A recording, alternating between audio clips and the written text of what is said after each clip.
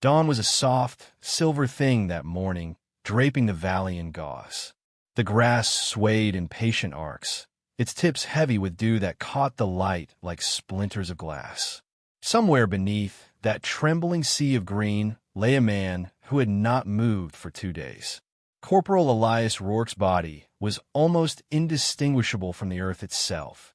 A lattice of woven reeds and strips of burlap disguised his form, their edges matted with clay, insect wings, and the scent of crushed nettle. Even his breath was rationed, let out in thin, measured wisps so the fog above him rippled as little as possible. He felt the pulse of the soil against his cheek, the cool weight of the morning air pressing on his ribs, and the faint ache of muscles that had long ago grown numb. Somewhere in the mist, metal feet touched the ground. They came with the indifference of predators certain of their own invincibility. Clinks and soft hydraulic sighs, punctuated by low, resonant clicks of alien speech. Elias could see them without lifting his head. 6 of them, Vuric scouts, tall as doorways, their carapace armor gleaming in bronze and emerald tones. Their eyes glowed faintly beneath their visors, scanning in lazy sweeps. They moved with the casual gait of creatures that had never been hunted. The tallest, his armor traced with jagged silver markings, bent to pick something from the dirt. It was a strip of netting, the kind human snipers used. He turned it over in clawed hands, clicking in amusement before tossing it aside. Primitive, the sound module translated with dry static. Leaves and paint. They think this fools us. The others laughed, short, rasping bursts that echoed against the low hills. The one who had spoken, Tazarin, if the sigil on his pauldron meant what Elias suspected, turned to the others, voice rising in mockery. They hide in the weeds, as if the weeds belonged to them. The weeds belong to us now. Elias let the words slide past him. He did not blink. He did not flex his fingers on the stock of his rifle. His body was not a body, not here. It was a shape carved from shadow and stillness. And the rifle at his side was not a weapon so much as an extension of his will. The scouts moved on, their laughter receding into the mist. Elias followed their rhythm with the slow clockwork of his mind. He counted their steps, the pauses between their scanning arcs, the small irregularities in their patrol. He was waiting for something he could not name, but would know when it arrived. In the distance, a bird called once, then fell silent. Elias tasted the air. The wind carried the faint tang of ionized metal, the ghost of plasma discharged from their rifles. He thought, briefly, of another place, a weathered pier reaching into a slate-gray sea, a woman standing at the edge with the wind in her hair. Lyra Vance had never needed words to bind him to her. She had only once touched his hand in passing, but in that brief contact something permanent had taken root. The memory passed like a slow wave. The scouts were turning east now, toward the ravine, toward the caves. Beneath his chest, the earth seemed to hold its breath. The caves were nothing to the Vuric, just dark seams in the rock, but to Elias they were a fragile vault holding what remained of a nearby settlement civilians. Farmers, a few children, one old medic. People who had long since stopped believing in rescue. They were not his orders.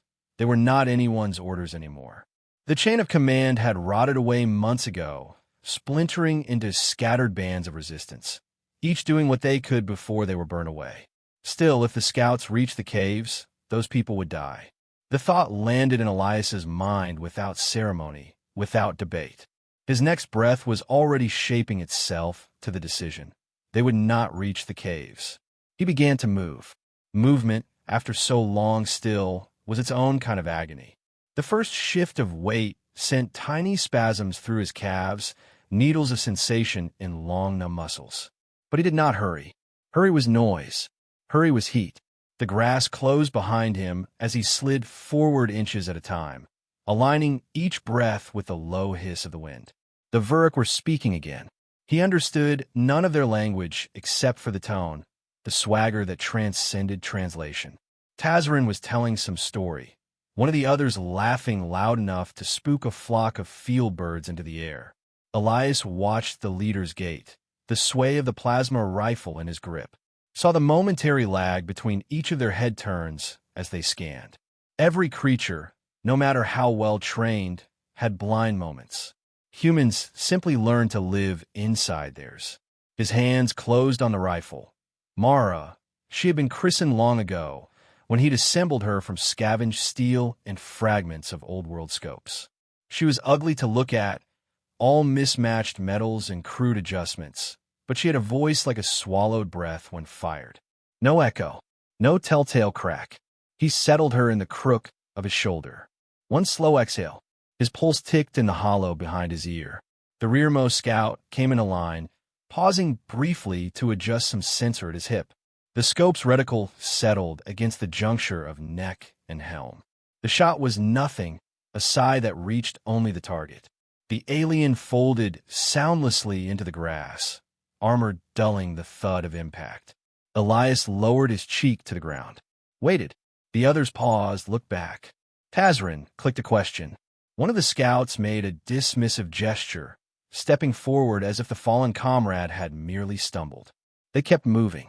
Elias ghosted sideways through the grass, angling for the next gap. His fingers brushed the damp soil, the texture of crushed fern. His mind was calm, the kind of calm that comes only when choice has been stripped down to its bone. He thought of the caves again, of the small girl with tangled hair who had peered out once when he passed on a night run. Eyes wide, a silent question. Lyra's voice from another lifetime seemed to pass through the air. There's a kind of love that asks nothing but to stand between danger and the ones who can't stand for themselves. He slid into position. Another breath, another stillness.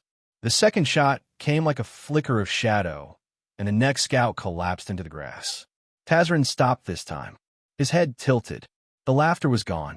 The Vuric spread out now, weapons lifting into a ready stance. Their eyes glowed brighter as they switched to thermal. Elias pressed himself lower, the mud and foil under his burlap layer leaching away the heat signature of his body. To their sensors, he was nothing but a patch of earth. One of them swept the rifle's muzzle toward the ground where he lay, paused, then moved on. Their formation tightened, circling. They laughed again, short, harsh bursts meant to flush prey from cover. Elias let them. His breathing became the only clock he trusted. Inhale. Hold. Exhale. Hold. He could hear the faint hum of their armor servos, the dry rattle of their boots against loose stone. The next target presented itself at the edge of his scope, an alien pivoting just enough to expose the seam under its shoulder plate. Elias fired. The body twisted and fell. Now the shouts came, guttural and sharp. The aliens shifted, firing blind into the grass. Plasma bolts hissing past like angry hornets. Heat rippled above each strike. Elias didn't move, not even when soil sprayed over his face. Tazrin barked orders. His voice carried a note it hadn't before, a splinter of doubt. Elias moved again, slow as continental drift, until he had a new angle. He watched one scout sweep a scanner across the grass, its display flickering from interference. Mud, reeds, foil, every trick stolen from centuries of human hunters, was turning their superior tech into useless noise. The alien stopped, lifted its visor slightly, perhaps to get a clearer line of sight. That was enough. Elias's third shot dropped it where it stood. Tazrin was alone now, standing amid the still shapes of his patrol. Steam rose from cooling armor. The leader's gaze roved the grass in slow arcs. Then, almost imperceptibly, his head tilted. For the first time, Elias saw him hesitate. The wind shifted, carrying the human's scent, or maybe only the suggestion of it, to the alien's senses. Tazrin's weapon came up. He took one cautious step forward. Another. His eyes scanned the rippling grass, each movement precise. Then they locked. Elias's face was a mask of dried mud, eyes cold and steady. The burlap netting blended so seamlessly with the reeds that it was as though the earth itself had grown eyes. Tazrin froze, not in fear exactly, but in the recognition that something here was older than him, older than his kind's conquest. Elias did not speak. He did not offer warning or explanation. The rifle stock was steady against his shoulder. The final shot broke the valley's breathless stillness. Tazrin staggered, the light in his visor dimming before he toppled into the grass. Silence returned in slow waves, as if the valley needed time to remember what quiet was. The civilians in the caves never saw the man who had kept their hiding place from discovery. He did not approach them. He did not linger to watch them emerge into the day. He simply let the grass close behind him as he vanished westward, his shape dissolving into the folds of the land. Later, years after the war had broken and the Vuruk had left this world, an old soldier would tell the story over a cracked mug of tea. He would speak of the valley at dawn, of the alien scouts who thought themselves beyond the reach of human cunning.